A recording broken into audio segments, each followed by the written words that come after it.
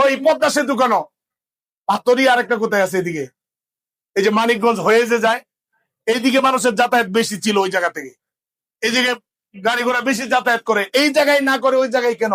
কারণ এই জায়গায় দাদা বাবুদের যাতায়াতের সুবিধা বেশি, আর ওই জায়গায় দাদা বাবুদের সুবিধা কম।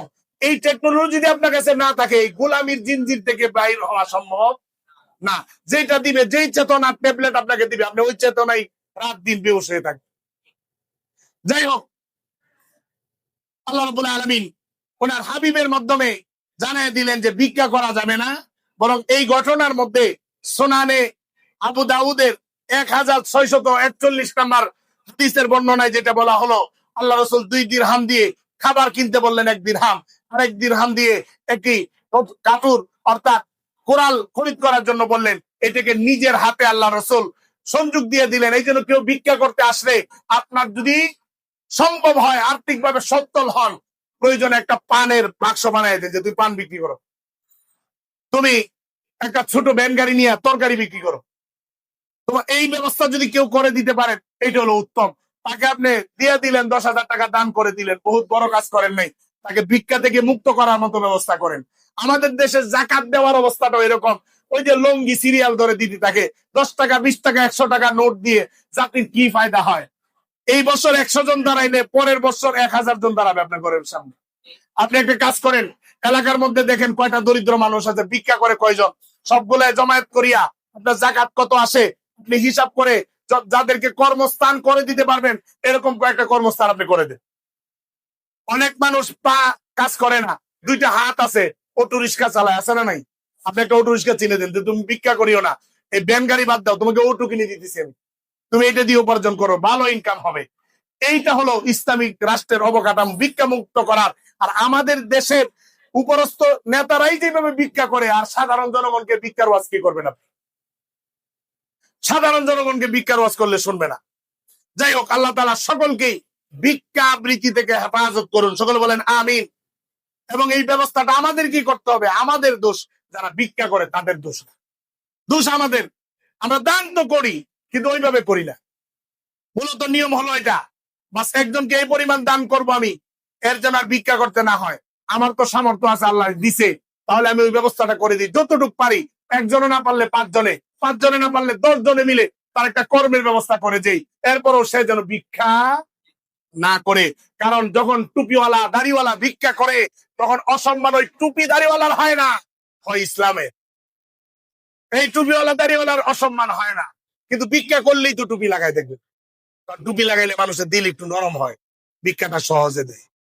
এই জন্য ভিক্ষা করার আগে কয়েকদিন দাড়ি লম্বা করে, তারপর একটা টুপি লাগায়, নামাজ পড়ুক আর না পড়ুক, টুপি দাঁড়িয়ে আছে, নামাজ চলে এইদিকে এসে বাইরে ভিক্ষা করতেছে। এরকম ভিক্ষুক তো দেশে নাই? আছে। পুরা নামাজ চলতেছে, নামাজের শরীক হয় না, কিন্তু ভিক্ষুকরা বাইরে মারামারি করে, ওই আওয়াজে আমাদের নামাজের ডিস্টার্ব হয়, ওই আওয়াজে নামাজের ডিস্টার্ব হয়, কেরাতের ডিস্টার্ব হয়। তাহলে ওইরকম ভিক্ষা মুক্ত করার জন্য এই কোরআনের শাসন ব্যবস্থা ছাড়া আর কোনো বিকল্প নেই। যাই হোক, আল্লাহ রসুল তাকে এরপরে দিলেন, এবং আল্লাহ রসুল বললেন, হাযা খায়রুল লাকা মিন আইয়াতি আল মাসআলাতা নুকতাতান ফি ওয়াজহিকা ইয়াউমাল কিয়ামা ইন্নাল মাসআলাতা লা তাসলুহু ইল্লা লিসালাসাতিন লিযি ফাকরিন মুদকিইন আও লিযি গুরমিন মুফদিইন আও লিযি দামিন মুজইন, রাওয়াহু আবু দাউদ। আল্লাহ রসুল বললেন, এইভাবে ভিক্ষা করাটা, এই ভিক্ষা করাটা মূলত চেহারার মধ্যে একটি ক্ষত চিহ্ন হয়ে, কার যারা ভিক্ষা করে তারা যখন হাসরের ময়দানে উঠবে, তাদের চেহারার মধ্যে একটি ক্ষত চিহ্ন থাকবে। যারা ভিক্ষা করে তারা কিয়ামতের ময়দানে যখন উঠবে, তাদের চেহারায় কি থাকবে? একটা ক্ষত চিহ্ন থাকবে। নুকতাতান ফি ওয়াজহিকা ইয়াউমাল কিয়ামা ইন্নাল মাসআলাতা লা তাসলুহু। শুধু 3 ধরনের লোক ছাড়া কেউ ভিক্ষা করতে পারবে না। 3 ধরনের লোক ভিক্ষা করতে পারবে। 1 নাম্বার, লিযি ফাকরিন মুকিইন। 1 নাম্বার হলো এমন ফকির যাকে কপর্দকহীনতা, অর্থাৎ কর্ম করতে পারে না, মাটিতে শুয়ে দিয়েছে, আর শরীরে শক্তি নাই, দরিদ্র মানুষ, শরীরে কোনো শক্তি নাই, এরকম ফকির সে যদি ভিক্ষা করে, তার জন্য ভিক্ষা করা কি আছে? বলো যে এই ওয়াজ তো কোনোদিন শুনি নাই, আজকে শুনে নেন। 3 ব্যক্তির জন্য ভিক্ষা করা যায়। কয় ব্যক্তি? 3 ব্যক্তি। তাহলে ভিক্ষা দেওয়ার সময় আপনি হিসাব করে দিতে পারবেন যে আমি কোন ব্যক্তিটাকে ভিক্ষা দিতেছি। যার শরীরে শক্তি আছে, সামর্থ্য আছে, ওই ব্যক্তি। একটা ব্যক্তি চোখে দেখে না, অন্ধ ব্যক্তি, তাকেও দেওয়া যায়, সাহায্য করা যায়। যাই হোক, হাদিসের মধ্যে যে ব্যক্তির কথা বললেন, একটা হলো ফকির ব্যক্তি, যার তাকে তার শরীরে শক্তি নাই, মাটিতে শুয়ে গেছে, সে আর ওইরকম কোন কাজকর্ম করবে ওইরকম অবস্থায় নাই। দ্বিতীয় ব্যক্তি হলো ঋণগ্রস্ত ব্যক্তি। কোন ব্যক্তি? ঋণগ্রস্ত এমন ব্যক্তি, তার শরীরের এই কর্ম দিয়ে এই ঋণ কি হবে না? পরিশোধ হবে না। এরকম যদি হয়, লিদি গরমিন মুফতি আইন, এবং ঋণের বারে সে লাঞ্ছিত, এলাকায় বিভিন্ন জায়গায় সে লাঞ্ছিত, এরকম ঋণগ্রস্ত ব্যক্তিকে, ঋণগ্রস্ত ব্যক্তি যদি ভিক্ষা করে, তার জন্য কি আছে? জায়েজ আছে। কয়টা ব্যক্তি হইল? 2 জন। তৃতীয় নাম্বার ব্যক্তি হলো লিদি দামিন মোজেন। এটা এখন নাই, তা আগে ছিল। রক্তপণ আদায়কারী, যা তার জিম্মায় আছে অথচ তার সামর্থ্যে নেই। সে রক্তপণ মানে একজনের ওয়াদাকৃত আরেকজনের মুক্তিপণ সে দাবি করছে, সে নিজে মুক্তিপণ নিছে, কিন্তু ওই লোক পরে উদাও।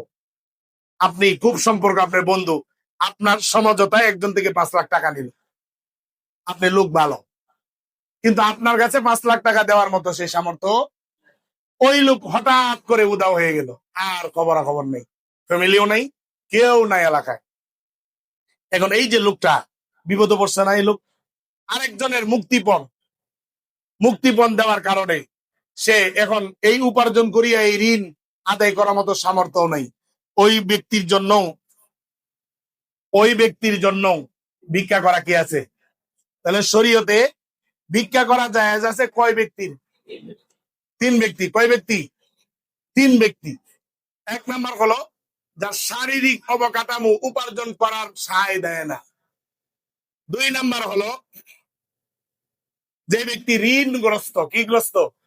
এমন ঋণ সে উপার্জন করিয়া তার যে দক্ষতা, এই দক্ষতাই সে উপার্জন করিয়া সেই ঋণ থেকে মুক্তি লাভ করতে পারবে। 10-15 বছর গেলেও পারবে না। ফ্যামিলি চলবে না ঋণ আদায় করবে। 3য় নাম্বার হলো মুক্তিপণ আদায়কারী, আরেকজনের পক্ষ থেকে মুক্তিপণ আদায় করছে, কিন্তু সে তার উপার্জন দ্বারা এই ঋণ আদায় করা কিনা সম্ভব। ওই যে প্রথম যিনি আছেন, অর্থাৎ শারীরিক যে কোনো একজনের পা নাই, তো সে তো কাজ করতে পারেন, তার কোম্পানিতে নিবে, তার জন্য গাড়ি ব্যবস্থা করতে হবে। অনেক সময় আছে হাত ঠিক থাকলে কাজ করে, ওই ব্যবস্থা অনেক জায়গায় আছে।